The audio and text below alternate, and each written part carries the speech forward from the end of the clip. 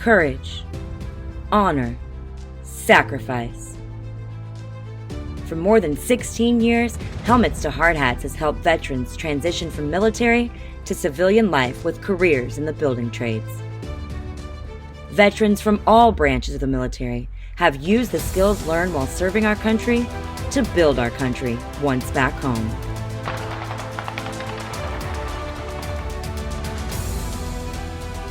Over 30,000 successful transitions across the country and right here in Ohio, Indiana, and Kentucky.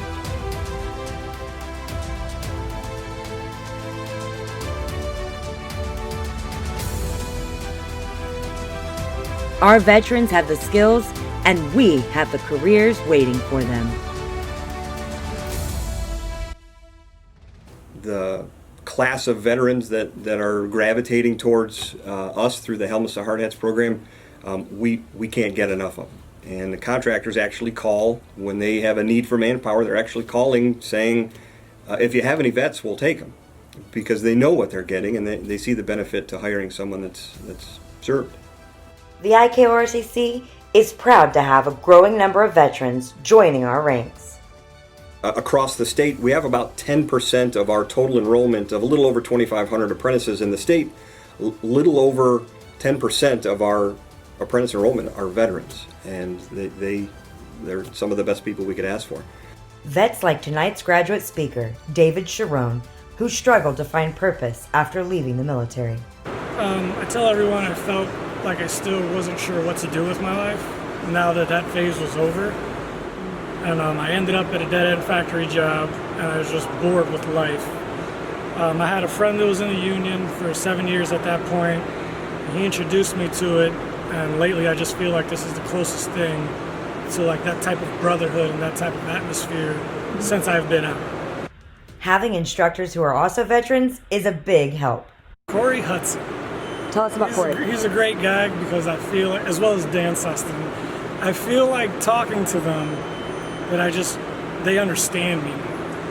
Everyone that I've ever encountered is accepting, but just on a personal level, I feel like they know where I'm coming from, and I know where they're coming from. For instructor Corey Hudson, the feeling is mutual. But having Helmets to Hardhats people in class, it's kind of a communication without making words. They know what needs to be done. They're typically the leaders in the class, whether they really try to be or not, it just comes out. And it makes it easy for me because, like I said, we don't have to talk. It's all right, this, and this is the standard, this is what has to be done. And they run with it a lot of times, so it makes our job a lot easier. The skills learned in the military make veterans great apprentices. I was a generator mechanic, so I worked on a lot of different size generators and their power equipment. Ben wasn't sure how to apply those skills once home until he learned about the millwrights. But I didn't really know what I wanted to do right away. I went to school for a little bit for electrical engineering, decided I didn't like that, and decided, I had a few friends who were millwrights, and they were telling me about the apprenticeship program, so I decided to give that a shot.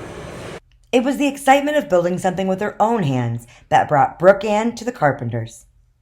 It's cool to come into a building that's brand new and like empty and never been modeled before, and then you walk out at the end and it's all done and painted and finished, and it's kind of cool.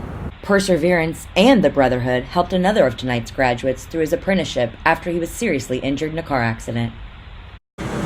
There were times I felt like giving up because of the accident I was in, the injuries I had, and it was just tough on my body, but I can't picture myself sitting at a desk, and I have to keep moving. I like building things. I like doing what I do. Jason didn't need to worry much. His supervisors know what an asset he is on the job site. He's a great worker. I mean, he puts in the day's work. Whatever you need him to do, he does, you know. Now that they're graduating, David is focused on his next mission. My goal is to top out as a carpenter and spend the rest of my years until I'm able to retire and live a good life. Tonight, we honor 25 military veterans. They represent the United States Army, the Marines, the Navy, the Air Force, and the U.S. Marine Reserves. Please join us in congratulating all our Helmets to Hard Hats graduates.